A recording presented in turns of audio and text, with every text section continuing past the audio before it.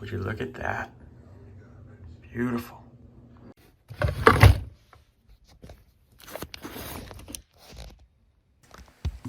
Hey guys, it's me. Welcome back to the channel. Today we're gonna be modding my Switch. You're probably wondering, oh, you can mod a Switch? What can you do with a modded Switch?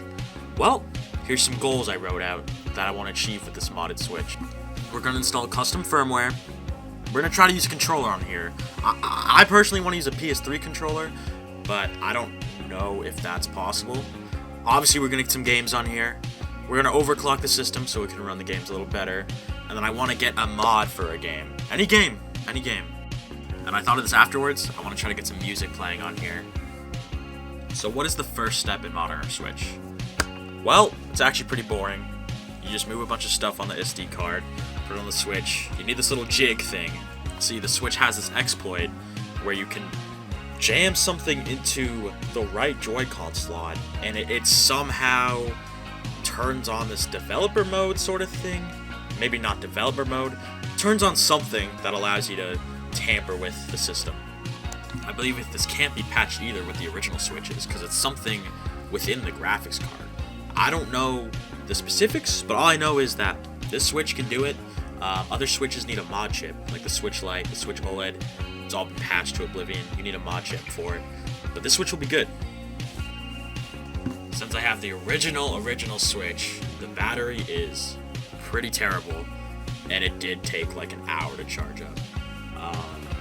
Is this gonna be a long-term issue? Probably. But for now, we're good.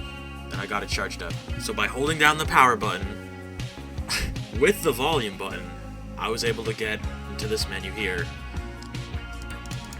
Fuck. Oh fuck. Oh shit. Oh shit, the SD card isn't in. I forgot to put in the SD card. My bad, guys. You know, common rookie mistake. Call me a noob. Trash me in the comments all you want. It was an accident. So after putting it back in, we got this. Go. This menu would boot us into our custom firmware, and everything would be perfect from here.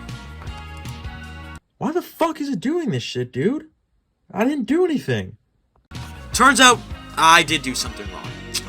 I did just about everything wrong, because my firmware on my Switch, the actual Switch's firmware, not the custom one, got updated somewhere along the line. I didn't tell you guys this, but this actually is not my first time modding the Switch. I've done this like 2 other times, a few years ago at this point. But I guess somehow my Switch just got updated, so none of the homebrew applications actually, and I had to upgrade it to entirely new versions.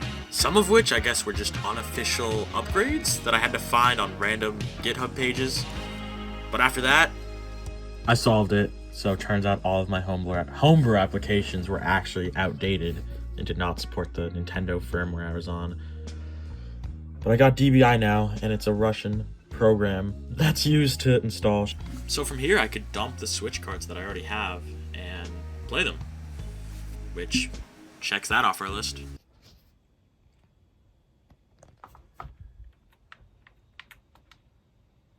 Oh yeah. And from there I could just load the games like I would on a regular Switch. So let's see what else we can do.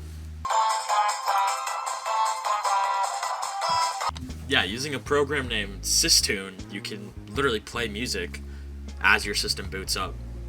And not only that, like you can play these songs while playing a game at pretty much zero cost to like performance. I think it takes up maybe like a megabyte of RAM to be doing that, which is nothing. And for other controllers, once you're connected, it works like any other controller on the Switch. Just turn it on and it works. It connects automatically once the Switch is on.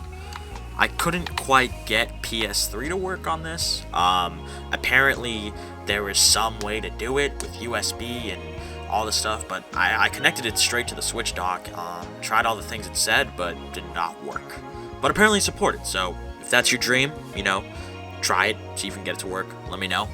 And the game I'm playing right here is a mod for Pokemon Brilliant Diamond, which pretty much revamps the whole game, adds tons of content, adds a bunch of new Pokemon, makes it, I'd say, a playable game, And this is also where I test out overclocking, so we're knocking 2 birds out with 1 stone here. As you can see, once you've configured your overclocking settings, you can just turn it off or on. It does heat up the switch fan a lot, it makes it go really fast, but there is a noticeable difference, especially in this game, with it on.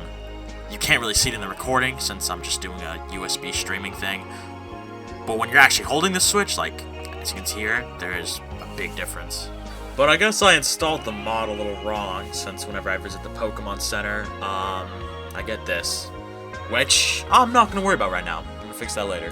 And surprisingly, there's so many more mods on the Switch, especially with Smash Bros. As you can see here, I got Chikawa mod. You might be noticing a little bit of a theme here, but it's honestly really cool. And this is just the tip of the iceberg. Like, there's whole sites full of mods for this game. There's whole revamps, whole packs for this game. Emulation on the modded Switch is also pretty cool. I usually play my games on the native hardware, like, I'm not much of an emulation guy. But I think the Switch has an advantage over other consoles for this, because it can play a lot of the libraries. You can play N64, GBA, Game Boy, SNES, and I think what makes it so great is that you can easily switch between playing on the TV or playing in handheld, which is something you're not going to get on, say, the Wii U or the Wii, or a lot of other consoles that support emulation, which I do think gives it a slight advantage over some of the other consoles. And I think being able to listen to a song I'm working on while doing all of this on a handheld is just a really cool experience. There's also tons of other options for playing music, like being able to turn the game volume down, turning the music volume, making a little playlist, startup tune. It does kind of make you wonder why this isn't on the Switch too. And there's so much more I didn't even cover, like being able to run Android, being able to run Linux, all the custom new games, that like homebrew games that are on here. I'd say if you got a Switch lying around and you don't use it, and you're thinking, hey, I want a little handheld to just mess around with a little bit, I'd say mod it, if you can. I think if you gotta buy a mod chip, maybe like, alright, maybe. But if you got one of the older Switches lying around, and you got a snow day or something, just mod it. It's fun.